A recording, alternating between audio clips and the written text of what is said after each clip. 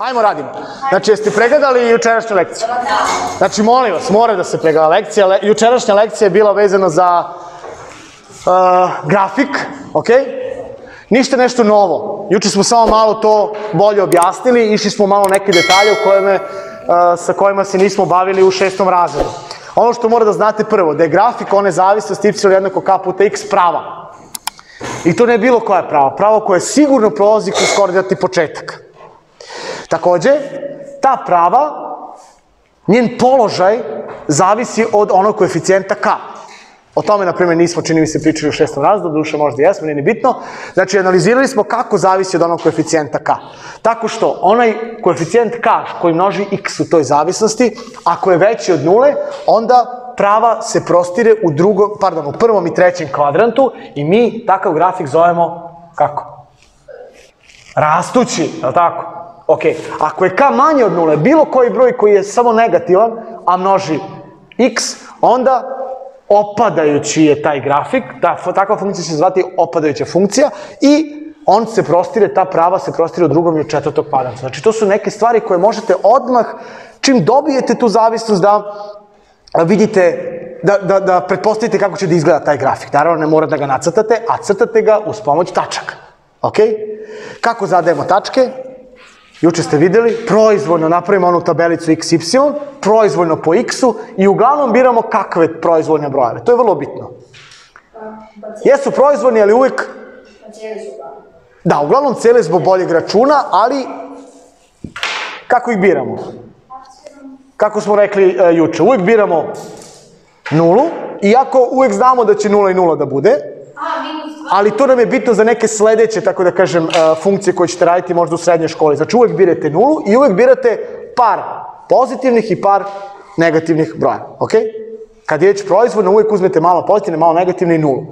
Iako nam sada nula ne treba, jer znamo da će biti 0,0, ali treba će nam možda neke druge, kada ta ideja će vam postojati i za neke sledeće funkcije. Danas ćemo da radimo, podsjetit ćemo se šta je produžena proporcija. To je šta je proporcionalnost, a radit ćemo lekciju produžena proporcija. Ja sam vam u Google učionicama okačio lekcije iz 6. razreda koje bi trebalo da vam budu uvod u ovu lekciju. Ok? Jeste uspeli bar da bacite pogled malo na njih? Znači, malo da se podsjetite. Tako ću ja sad na brzaka, samo se podsjetimo ono što nam treba. Prva stvar koju smo radili vezano za ovu oblast u 6. razredu je nešto se zove razmera. Se sećate šta je razmera, beše? Bravo! Razmera je odnos, evo ja ću se samo malo da uprostim ovo. Odnos dva broja dat količnikom.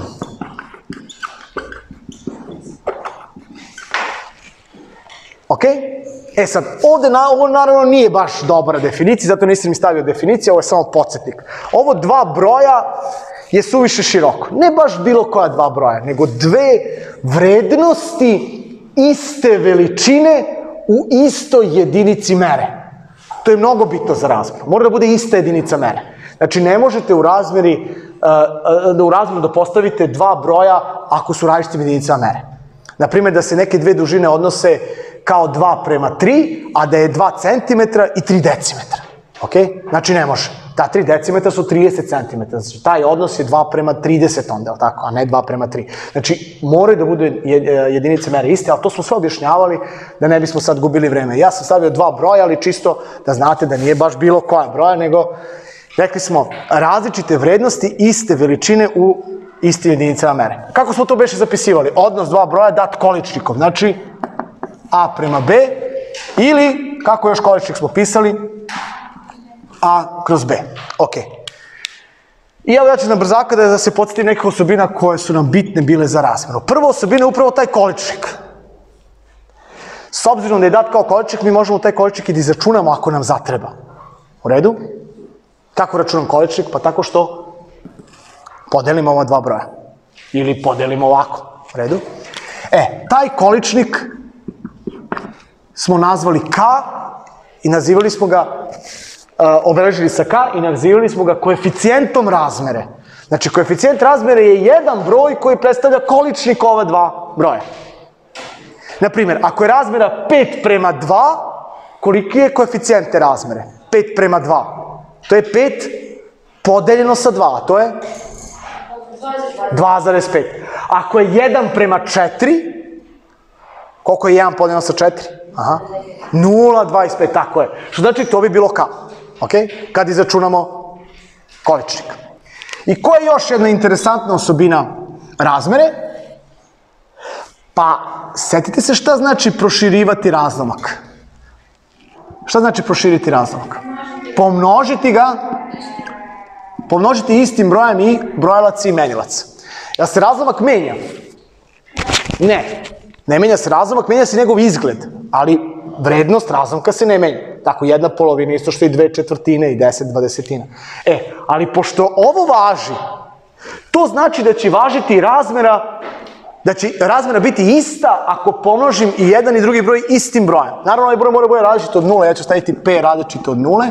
To onda znači, malo nema mesta, evo ovdje ću ovako staviti strelicu, pa ću ispod napisati A prema B je isto što i A puta P prema B puta P.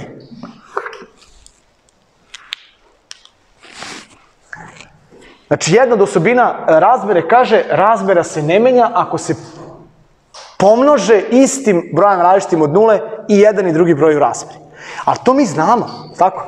1:2 je isto što i 2:4, ali tako? Isto što i 10:20, 100:200. To su sve iste razmere. I svima je isti koeficijent razmere, to jest količnik. Tačnije, mi vrlo često kažemo razmere su iste ako im je isti koeficijent razmere. Morat ću polako, ti prati da se ne pomeri ovo, jer hoću zatvorim vrata. Ne, čekaj, ovako ću. Evo, dobro. Dobro, evo nas ne. Ok. Dobro, ajmo dalje. Posle razmere smo radili proporciju. Šta je beše bila proporcija? Proporcija je bila jednakost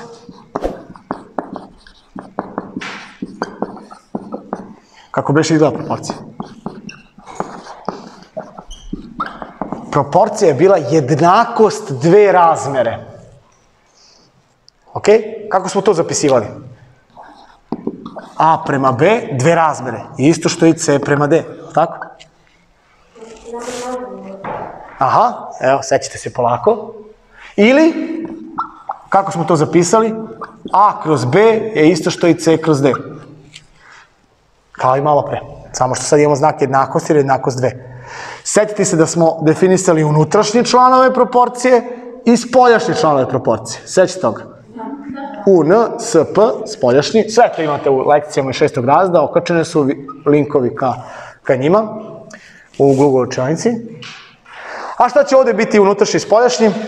Pa oni se nalaze na dijagonalama. A, D su spoljašnji, to je takozvana glavna dijagonala, i ova BC unutrašnji. I ovo, Vasilij je rekao jedno od bitnih osobina, to je kako ćemo da rešavamo, kako se beše rešava proporcija. A puta D i jednako. Tako je, množimo spoljašnje, izjednačavamo sa proizvodom unutrašnjih, tačnije ako je ovako zapisano, množimo jednu dijagonalu i izjednačavamo sa proizvodom druge. Znači, A puta D je isto što i B puta C. Ok? Također još jedna osobina je bitna koju koristimo vrlo često, a to je da i ovdje imamo koeficijent proporcionalnosti sada. Šta je to? Šta je ovdje K? Pa isto količnik. A kroz B, ali i C kroz D, pošto je oni jednako i količnici su im jednaki. Znači, A kroz B je isto što i C kroz D, isto možemo da izjednačimo sa nekim brojem K koji se dobije kad podelite ove dve. Pojedinačno, ili jednu ili drugu razmeru, količnik je isti. Rekli smo, razmere su jednake ako im je koeficijent razmere isti, to jest ako im je taj količnik jednak. I ovdje ima još jedna vrlo interesantna osobina, A to je da, s obzirom da važi komutativnost množenja, da je AD isto što i DA, ja mogu da zamenim mesta mojim članovima po dijagonalama, to jest mogu da zamenim mesta unutrašnjim članovima i spoljašnjim članovima. To jest ova proporcija je ista kao, na primjer, A prema C, B prema D.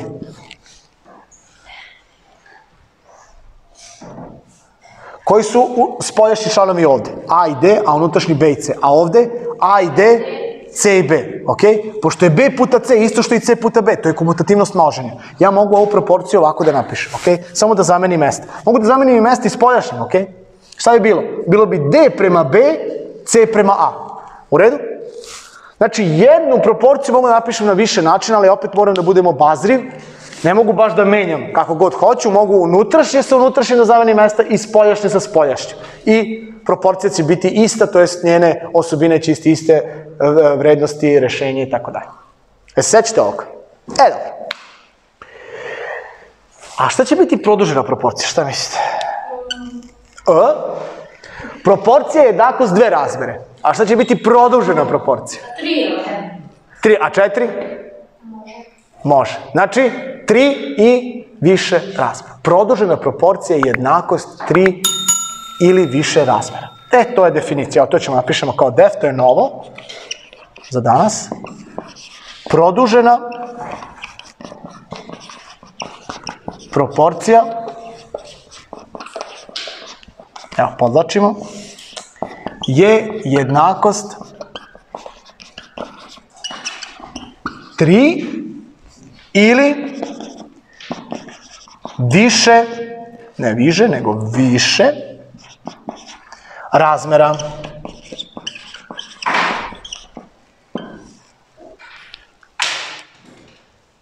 Sada vidimo kako ćemo to zapišemo. Malo pre smo imali 2, ajde sad napišemo jednakost 3 razmere. Znači, A prema B je isto što i C prema D, je isto što i E prema F. Ajmo redom, A, B, C, D, E, F, G, H, I, J, K, L, M, N, O, P. Ili, kako ovo mogu da napišem u obliku razlomka, vrlo čestito, tako je, A kroz B jednako je C kroz D, jednako je E kroz F. Ali ja sam sad ovde napisao samo 3, vojte računa. Mogu da budu i 4, 5 i 6, da nastavimo ovo sa da ređemo ove jednakosti. C kroz D kroz sledeće. Jednako. E kroz F. A, B, C, D, E, F. U redu? Šta će biti koeficijenta ove produžene, šta mislite? Pa, isto K, jer jednaki su ove količnici, jel tako? Znači sada će ovo biti koeficijent produžene proporcionalnosti. Potpuno isto. Imali smo razmere, 2 ako su jednake isti ime koeficijent, 3 ako su jednake isti ime koeficijent i tako dalje, tako dalje. Ali ovdje moramo da učimo jedan mali problem. Ja imam problem, imam neku nelagodnost kad vidim ovo. Kad vidim više jednakosti koje su povezane jedne sa drugim. Ok? A koje nisu nastale rešavanjem nekog izraza, pa pišete jednako je, pa jednako, pa ga sređujete. Ovo su u stvari 3 izraza. A zamislite smo imali 4, 5, 6. Imali bismo 4, 5, 6 jednakosti jednu pored druge. I ovde više nema unutrašnjih i spoljašnjih. Jer pazite, ako je ovo spoljašnje, onda i ovo spoljašnje, ovo je unutrašnje, ovo je unutrašnje. Ali ova jednakost kaže ovo je unutrašnji. Što znači D je za ove spoljašnje, a za ove unutrašnje. Ok? I tu već polako se komplikuje ovaj naš zapis. Takođe, ove dijagonale su isto vrlo upitne. Koja je sad glavna, šta su tu unutrašnji, šta su spoljašnji, da li smemo da ih množimo ili ne smemo, nešto smemo, nešto ne smemo. U stvari, smemo šta? Kada bih ovo razdvojio na više pojedinačnih proporcija. Na primjer, ovu ili prvu i treću i onda mogu da se vratim na unutrašnje, spoljašnje, množenje, dijagonale i tako dalje. Ovako, odjednom, ne bih smeo to da radim. Zato, postoji jedan dogovor kako ćemo mnogo razumljivije i lakše da ovu produženu proporciju zapisujemo. Ok? Evo ovako. Znači zapis, koji god hoćete boje, plava. Zapis, produžene proporcije i ovako ćemo se dogovoriti. U ovom zapisu ćemo da zapisujemo na jednoj strani jednakosti gornje članove razmere, a na drugoj strani jednakosti donje. Stavi masku. Ok? I kako će taj zapis da izgleda? A prema C prema E je jednako šta? B prema D prema F. Neko bi sad od vas rekao, pa dobro, ali ovaj zapis je ništa prostiji od ovih malo pre. Ali zamislite samo jednu stvar. Zamislite da smo imali 4 jednakosti, 5 ili 6 jednakosti razmera. Ovde bismo samo opet imali na levoj strani, na desnoj strani samo još par više članova. Jednakost bi bila ista, samo jedna bi stojala. I ovde imamo levu i desnu stranu, što nam je dosta lakše za razumevanje. Ali, moramo nešto se dogovorimo. Prvo jednu stvar moramo primetimo kako ova jednakost funkcioniše i još jedan dogovor šta ne smemo da radimo. Ok, kako ovo funkcioniše? Ajde uporedimo šta je to na levoj i šta je na desnoj strani. Pogledajte, ovde sam imao razmeru A kroz B. Gde mi se to nalazi ovde? A je prvi član na levoj strani, a B je prvi član na desnoj strani. C kroz D je u razmeri bilo. Ovde C je drugi član na levoj strani, a D je drugi član na desnoj strani. E kroz F, treći član na levoj, se odnosi na treći član na desnoj. Što znači, ovaj zapis uopšte nije tako komplikovan. Nije se ovo slovo A, B, C, D, E, pa sad ne znate koji je red. Vidite, nije redom A, B, C, D, pa nije lako. Ali molim vas, prvi sa leve, kroz prvi sa desne, drugi sa leve, kroz drugi sa desne, treći kroz treći, četvrti kroz četvrti, peti, šesti, 10, da smo imali, isto bi važilo. Ok? Je li jasan ovaj zapis? Vrlo je bitno da razumem. Druga stvar koju moramo da znamo kod ovog zapisa je da ovde dve tačke ne predstavljaju matematičku operaciju deljenja. Zašto? Ako bi predstavljale, to bi užasno iskomplikovalo našu proporciju. Jer deljenje ima neke svoje osobine. Mi uvijek možete sa deljenjem da pređete na množenje i obrnuto. Zamislite da ovdje vidite 5-6 deljenja za red. Pitanje je šta ima prednost. Uvijek ima prednost ako nema zareda sa leve na desnu stranu. To bi moglo da se iskomplikuje poprilično ako bismo ulazili u to. Što znači, ovde, molim vas, u ovakvom zapisu produžene proporcije, dve tačke ne predstavljaju operaciju deljenja. I ajde to da zapišem. Evo ja ću ovde ovako. Po znacima navoda dve tačke ne predstavljaju operaciju deljenja. Ok? Šta predstavljaju? Pa predstavljaju granicu između brojeva, aj tako da kažem. One služe da odvoje jedan broj od drugog. Evo okej, ovo. Da bi vam sve ovo bilo malo jasnije, mi ćemo da uradimo zadatak. Zadatak koji smo već radili i koji već imate snimi, nećemo taj zadatak, ali sličan. Gde ćemo da primenjujemo ovu produženu proporciju? Pa ona ima baš dosta primjena. I vidjet ćete, radit ćete i u hemiji primjene, u fizici ne znam baš toliko, u hemiji tek. Radit ćete u srednjoj školi i dosta teže zadatke od ovoga. Mi ćemo sad da se bavimo produženom proporcijom i njenom primjenom na takozvane probleme podele ili ti račune podele. Ok? Šta znači račun podele? Pa to je problem kad imate neku celinu koju treba da podelite na više delova, ali ti delovi da se odnose kao neki brojevi. Evo redu? Jel sam ja, evo to ide? Ide, dobro, nešto gledate, ok. Nemojte ponovo sada, ceo čas. Ajmo odmah primjer. Evo ga, zadatak. U zagradi stavite račun podele. Što se tiče računa podele, imate video lekciju od prošle godine, upravo se zove primjena proporcije račun podele. I evo kako glasi zadatak. Darko, Žarko i Marko treba da podele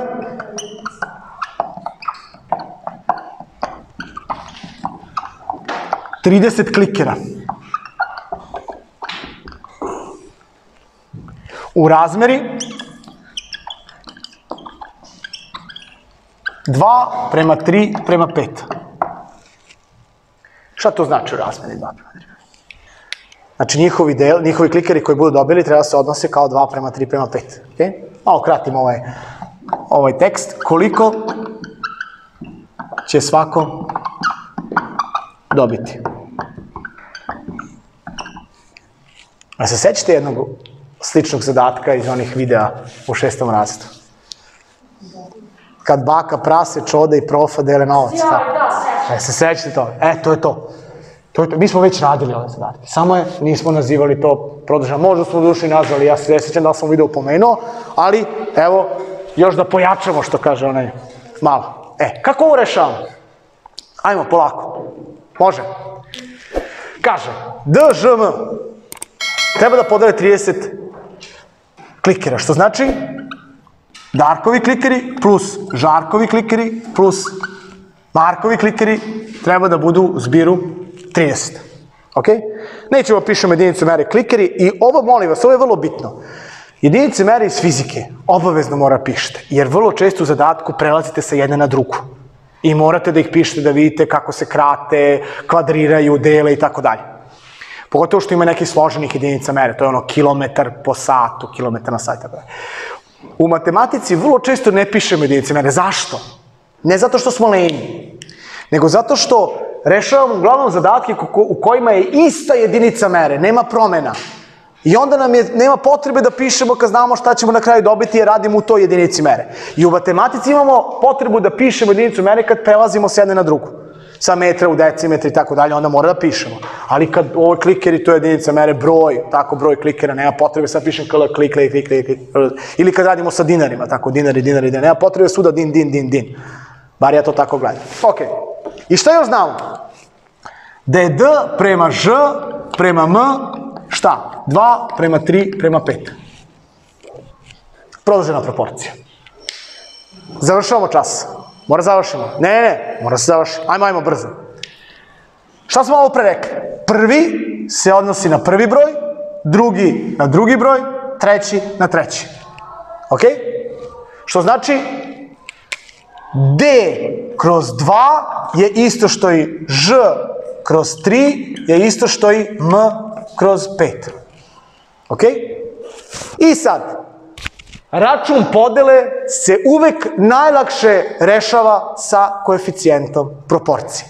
Znači, sve je ovo jednako čemu? Neko K. Tako, evo ga ovde. A kroz B, C kroz D, E kroz F je uvek jednako nekom K. Kako ću sad to K da iskoristim? Evo, strpite se par minuta, može?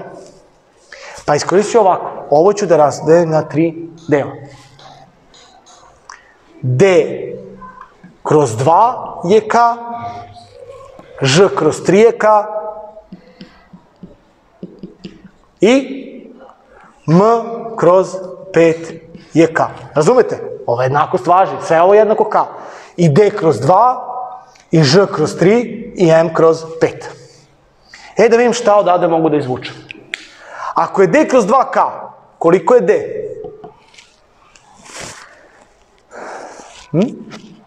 D pola je K, koliko je samo jedno D? K puta 2, ok? Kako? Pomnožim sa 2. Dvojka se skrati, ostane D, ali pošto sam množio sa 2, levo se pojavi 2 puta. Znači D je jednako 2 puta K. Ako je Ž kroz 3K, koliko je Ž? Koliko je Žarko dobio? 3 puta K ili K puta 3, uvek pišemo broj. Prvo, pa slovo. I M kroz 5 je K, koliko je samo M? 5 puta K. I pogledajte, ja sam sad dobio D. Darkove i Žarkove i Markove klikere u obliku preko K, tako da kažem, izrazio sam broj njihovih klikera preko K. Što mi je ovo bitno? A pogledajte, ovo je bila jednačina sa koliko nepoznatih? D plus Ž plus M je 30. Koliko ti ima nepoznatih? 3. Ja to ne mogu da rešim. U opštem slučaju to nema jedinstveno rešenje u matematici. Ali, ako umesto D napišem 2K, umesto Ž 3K, a umesto M 5K, koliko je sad nepoznatih? Jedna, koja? K. Bravo. K. Ja mogu da rešim ako je jedna nepoznata? Mogu. Evo kako, vrlo lako. Evo, završavam. Znači, ja znam da je D plus Ž plus M 30. D je 2K plus Ž je 3K plus M je 5K, to je 30, je li tako? 2K plus 3K plus 5K je? 8K. Brate, malo više, 10K. 10 puta K je 30, koliko je samo K? Kad podelim sa 10, 3, tako je. Znači, koeficijent ove proporcionalnosti je 3. Čemu mi on sad služi?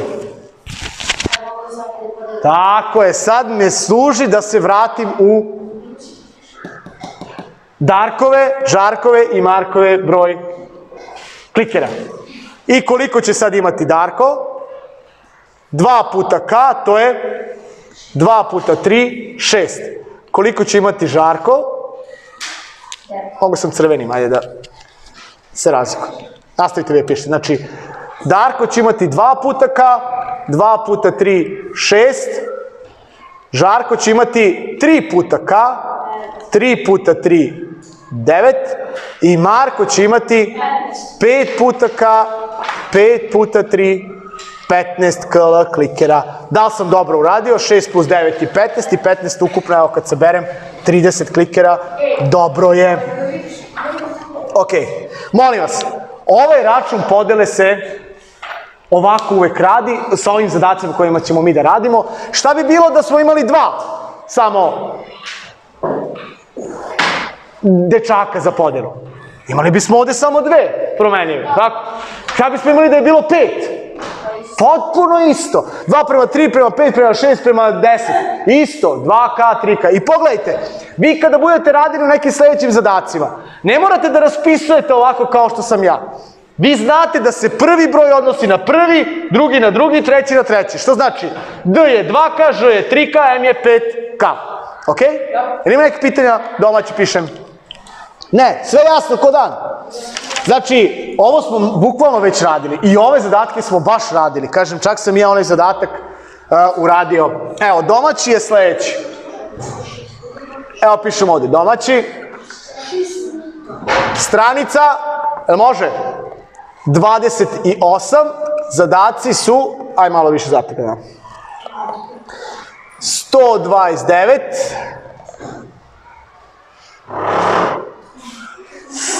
134,